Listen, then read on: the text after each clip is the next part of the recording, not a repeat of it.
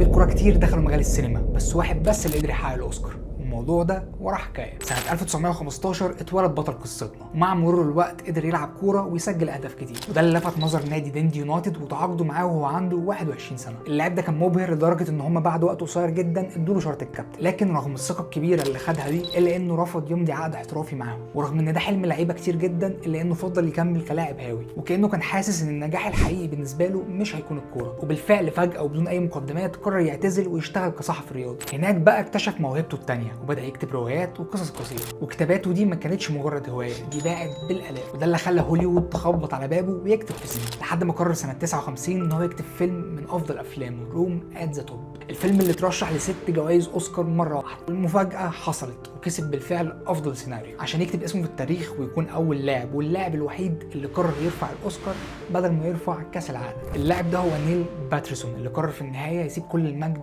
والسينما ويقف في بلده في هدوء يصطاد سمك. هما وقتها كانوا بيصطادوا سمك، يعني دلوقتي بيلعبوا تنس. لو انت بقى في ايدك تدي الاوسكار للاعب بيمثل في الملعب، هتديها لمين؟ قولي في الكومنتات. متنساش اللايك والفولو. تصحابكم السلامه.